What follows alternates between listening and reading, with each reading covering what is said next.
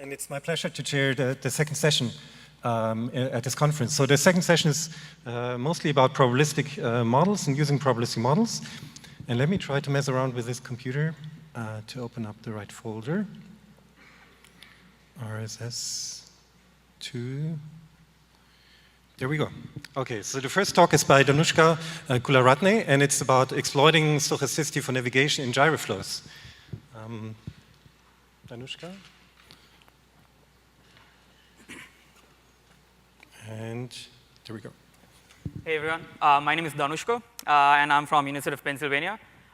So today I'm going to talk a little bit about work we've done on controlling transitions in gyre-like flows. So let me give an introduction to our application area. So the application area is ocean monitoring. Specifically large-scale ocean phenomena. So in this large-scale ocean flows, they could be modeled as an array of gyres. And we envision a scenario where a sensor is required to monitor each of these gyres for a specified amount of time before moving on to an adjacent gyre. And we want to do this in an energy-efficient manner so that we could have large mission durations. And to do that, we use the noise in the system. Our controller uses noise in the environment, and to achieve these dwell times as well as to have energy efficiency. To do this, we make use of some information or details from dynamical systems literature. So here's a one-dimensional nonlinear system with multiple equilibrium states. So if you don't have any noise, the system would go to the equilibrium state, obviously. But when you have noise, you cannot see that because of the small bar. The system would move around near the equilibrium point and then transition on to the next equilibrium point or an adjacent equilibrium point due to the effect of noise. And this mean transition time depends on the amount of noise in the system as well as the energy required of the noise to affect this transition. And for these one-dimensional systems, we could get a nice closed form expression for this mean transition time. So in our gyre-like flow structures, similar situation, we have a attracting center at the gyre center. So without noise, our vehicles would get attracted to the center. But when we add a little bit of noise, what happens is it will again move around the center, and then after some time, due to the action of the noise, it will get transitioned out to an adjacent gyre due to the action of the noise. And again, the transition time depends on the amount of noise in the system, and also, again, the energy required of the noise to affect this transition. But for these real flows, we don't know how much noise there is in the system, and we do not have an expression for this energy requirement. So in this context, what we plan on doing is use a little bit of control to enhance this effect of noise to achieve a desired transition time that is different from the natural transition time. So to do this, we propose a controller that is inspired by what the noise does when it transitions a system out of equilibrium. So we've seen that in these gyre-like flows, the control or the noise is in the mean always perpendicular to the direction of the flow. So using that, we propose a gyroscopic controller where the control is always perpendicular to the direction of the flow. And so F is the direction, and C here governs whether the control is away from the center of the gyre towards the boundaries, or whether it's towards the center, towards the inside of the gyre. And our control is bounded, obviously, and we have a rule that governs this C, its magnitude and its direction. So essentially what all this means is that if our vehicle is too close to the boundary of the gyre before the required amount of time has elapsed, then we pulse the vehicle towards the center of the gyre. And if the required amount of time has elapsed, or we are close to that amount, we pulse the vehicle out of the gyre. And this switching between inward pulsing and outward pulsing is decided by two parameters, lambda sub t, which again you cannot see, and lambda sub s. So we talk about how to select those parameters in the paper.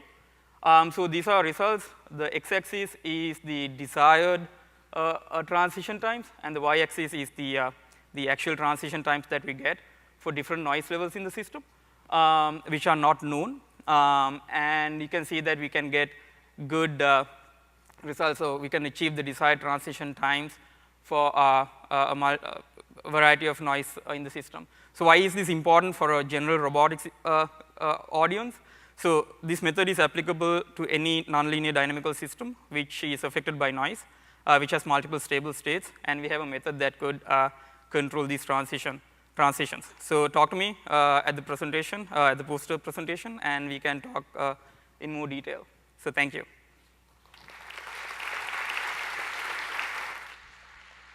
Thanks, Danushka.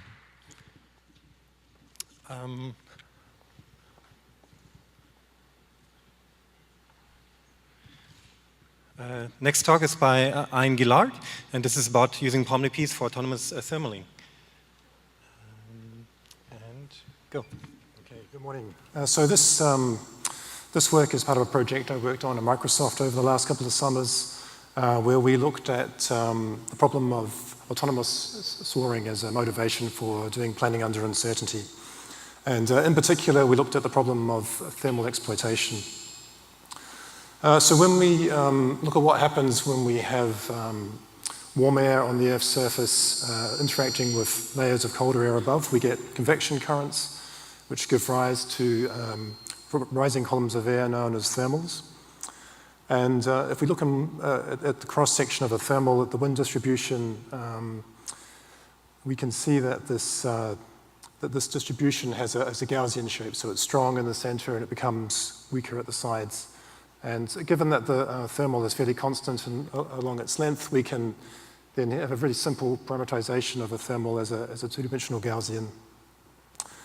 We can detect thermals using a Vario signal, which is a one-dimensional signal that represents the wind, the vertical wind along the track of the sailplane. And if we take this Vario signal and we feed it into a Kalman filter where we have this parameterized thermal model as our state space, then hopefully the Kalman filter will track the thermal center and size. And so this algorithm was implemented as an open source project called ArduSaw, and we flight tested this, and it actually works very well, but it doesn't deal well with uncertainty. So we came up with the idea of using a POMDP to do receding horizon control to improve the performance. So we have the Kalman filter as our belief, tracking our belief state, and we have a set of actions representing turns at different bank angles, and we evaluate some reward function along these actions. So here you can see the effect of the POMDP on the Kalman filter, and you can see with the addition of exploration that does a much better job of fitting the model to the thermal represented by the blue line. So we took some Radian Pro sailplanes and fitted them with 3DR Pixhawk flight controllers. And the Pixhawk runs an open source autopilot called ArduPilot. So we implemented our algorithm as a real-time task to run within ArduPilot. And using this, we're able to get about 30,000 POMDP evaluations per second on this small platform. So we went about evaluating the performance of this algorithm compared to ArduSaw. So we took two Radian Pros and we flew them head-to-head with the algorithms at the same time around two different circuits. And we allowed the algorithms to catch thermals and to continue to do this within a geofence. And we allowed the glider to continue until the battery was depleted. You can see a couple of examples here of the flights. And we used a baseline and some still air flown early in the morning where we calibrated the batteries, and then we compared the extended flight times from the test flights against the baseline as a measure of performance. And so, and when we did this, we found that ArduPilot easily outperformed ArduSaw across 14 flights at these two test sites. And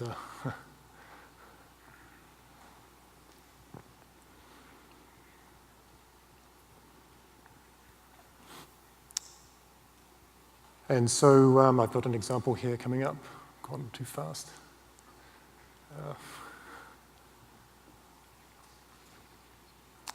So here you can see a playback of one of these flights with Fujisor against Pontisor.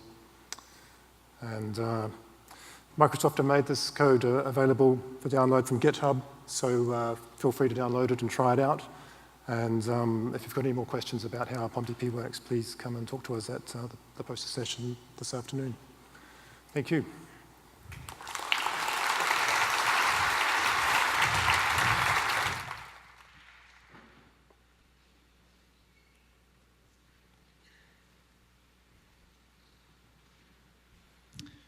So the next talk is by Cheng Peng, and it's about view selection with geometric uncertainty modeling. I got it here. Go. So good morning, everyone. My name is Cheng, and today I will be presenting view selection with geometric uncertainty modeling. So our motivation is to obtain high-quality reconstructions for aerial views, and they can be useful in those domains. However, the challenge is we normally need a large number of views, which can be computationally costly.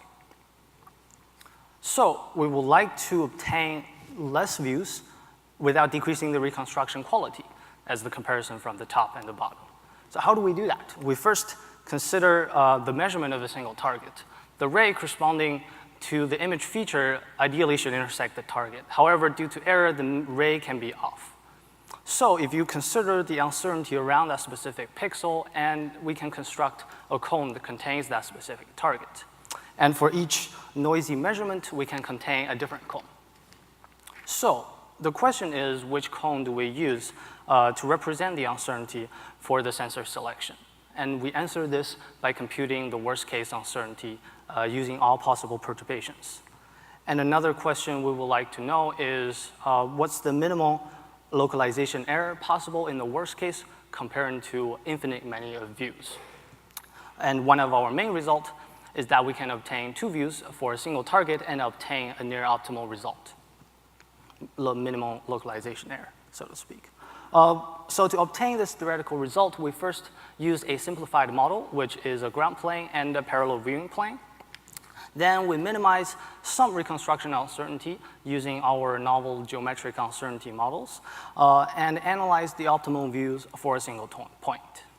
After that, we extend it to the entire ground plane, and next we extend our method to non-planar regions as well. So first, let's interpret the reconstruction quality as some 3D feature uncertainty, which is the distance between the true target location G and the estimated target location G hat. So traditional methods do not reflect this error. For example, reprojection error can be arbitrarily small, relatively, and Gaussian assumptions do not really represent the true uncertainty region. So we propose the geometric uncertainty model, which is naturally represented as cones, and the possible target location can be bounded by the intersection of the cones, which is faithful to the 3D feature uncertainty. So let's first minimize the uncertainty for a single point. We found out that using only 2 views, we call it the optimal pair, can be performing nearly as good as infinitely many of views as long as the 2 views view the target symmetrically at 90 degrees. And we calculate for 10 pixel error, the approximation ratio is 1.03, which is nearly optimal. Then we extend our method to the ground plane. So we propose a camera grid with resolution proportional to the scene height and obtain approximation ratio of 1.72. So in reality, we do not have this luxury, especially for low altitude aerial flights. We have non-planar scenes. And large viewing angles normally reduce matched features, which render structure from motion algorithms unstable. Therefore, we propose a multi-resolution camera grid, which at each grid resolution, a certain subset of the region is covered and the corresponding views are selected. So using this method, we can reduce the views required to obtain high-quality reconstruction. The left one shows reconstruction from 900 views using uniform sampling, while the right one shows 250 views using our approach. We can see that the dense reconstruction quality is not compromised, while the time is significantly reduced from 12 hours to less than an hour for the dense reconstruction. And after that, we also show the mosaic quality, which also remains quite similarly while reducing the views from roughly 400 to 80, and the computation time is reduced from 300 minutes to 4 minutes. So in conclusion, we propose a novel geometric uncertainty model using cones and prove that only using 2 views can be nearly optimal and extend the analysis to an entire ground scene. Then we propose a multi-resolution camera grid approach for non-planar regions. So thank you. If you have any questions, you can come to the poster section this afternoon. Thank you, Cheng.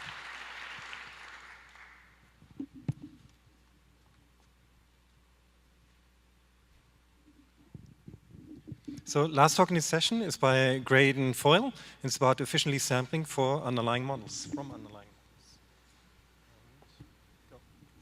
Hi, my name is Graydon Foyle. Today I'll be talking about using contextual information about an environment to improve robotic sampling.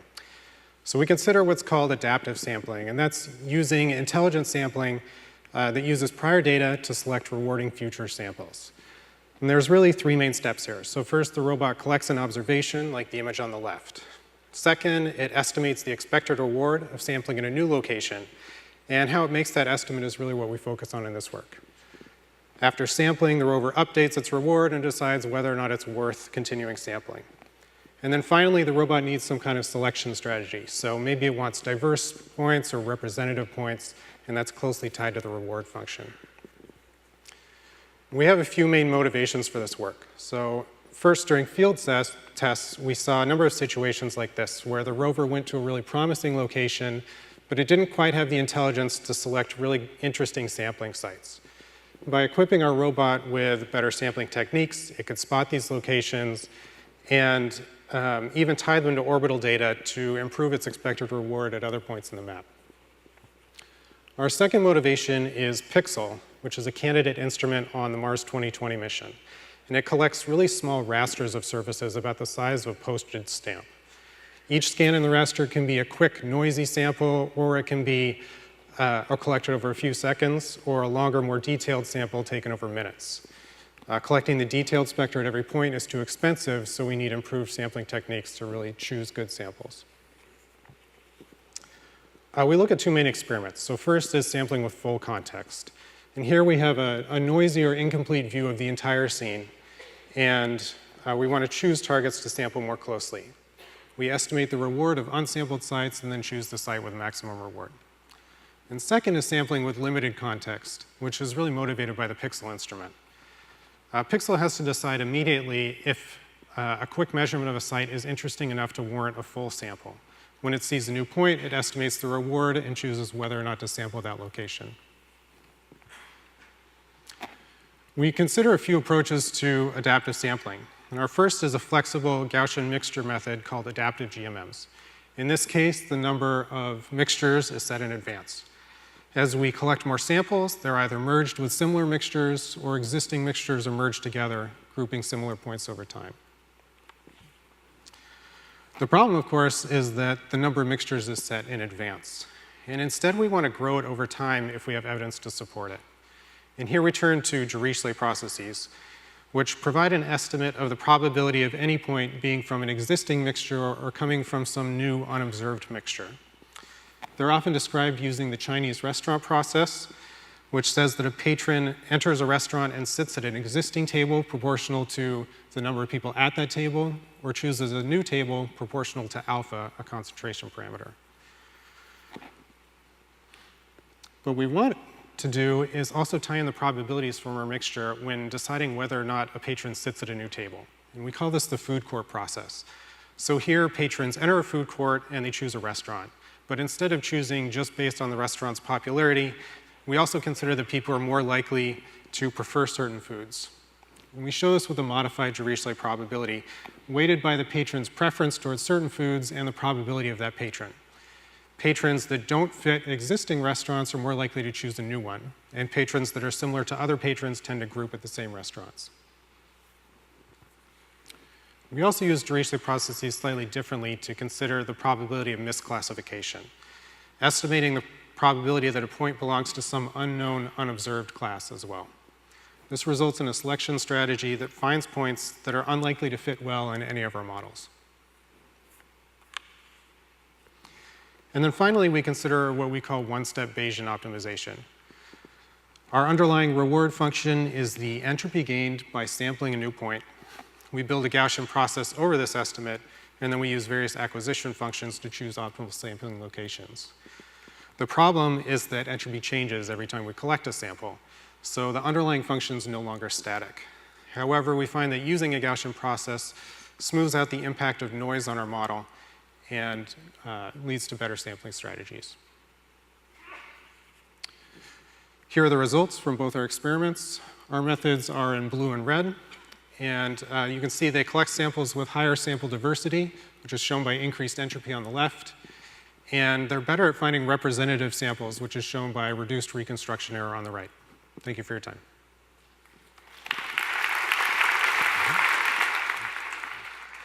Okay, thank you. Can I ask the speakers back on stage? I'm sure that everybody wants to have this cool box microphone in the hand, so now is the chance, and I hope you have plenty of questions.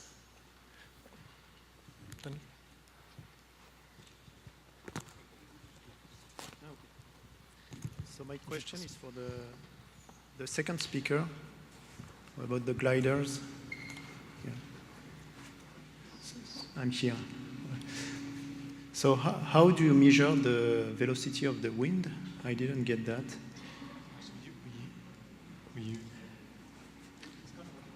So here we go. So we use a variometer.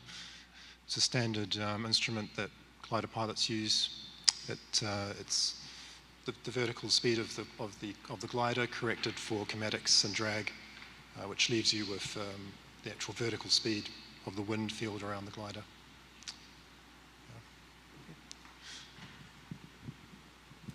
Any more questions? Anybody? Okay, well, I collected a few. So maybe a question to Cheng, just to understand actually the problem setting better. So it seems to me that the problem is quite related to next best view planning. Yes. And I'm wondering, so the way your geometric uncertainty describes the uncertainty and maybe the information gain, whether this is kind of related to next best view planning methods and also POMDP methods to decide on informative actions. I'm sorry, can you repeat the question? I didn't understand. Okay, so it seems that your method is related to next best view planning, right? Yeah, you can say that. So what is special about your method seems to be that the way you model the geometric uncertainty with these cone models. Now, how does this relate to, let's say, sensor models or uncertainty probabilistic models, and then trying to find a next best view that is minimizing or maximizing the information gain? So if I understand it correctly, you're trying to relate the method where I propose, we call it the geometric uncertainty model using cones, and the relationship between, let's say, probabilistic models, let's say a Gaussian assumption, which I think I listed in one of my slides. I think using one of those traditional methods, you do not constrain the exact size of your boundary of where your points can possibly be. And it assumes the target is perturbing with respect to its actual target location. However, we assume that the target is received and projected to an image, and the uncertainty only perturbs around that specific image, which means you can have all kinds of perturbation of the cones, and you can possibly result in all different sizes of distributions. So it's not a fixed region, or it's not an ellipsoid sort of style. It can be arbitrarily bad if you have the camera really close to each other. So that's one of the things we say we can really model the 3D uncertainty faithfully, is that the cone actually represents what it actually bounds. And the second aspect, the first aspect is how truthfully is it with respect to the true uncertainty region. The second aspect is we are able to obtain a worst case analysis by using all possible perturbation. Because if you can imagine, if you're given, let's say, 3 or 4 sensors, you can basically reduce the uncertainty to infinitely small, even to a single point, as long as you can intersect the cone smartly, right? But we obtain it to the worst case. So the worst case is meaningful in terms that it's the worst case. If we can bound that, everything else will be better. So, yeah. Interesting. Other questions by the audience? Anybody? Yeah, Chris? Thank you. So maybe I'd like to just follow up on your question to the same author. So you're modeling the effect of geometry of the camera, but not necessarily the geometry of the scene and occlusions, which tend to be quite a large source of uncertainty from capturing models from views. Are you using occlusions in your uncertainty model? That's a very good question. So at first, we do, for our theoretical analysis, we do have two parallel viewing planes, which is a very simplified model, and there's no occlusion related. However, at the end, we do propose something called multi-resolution camera grid, which means that we propose different sets of camera grids at different resolution, and a certain patch of the scene can be covered at different resolution by a different selection of the cameras. So that part of our solution address the occlusion, but not the theoretical analysis. Because we assume as long as you can see the target, you can reconstruct it. Okay, thank you. If there's no more questions, then we caught up with time, and let's thank the speakers again.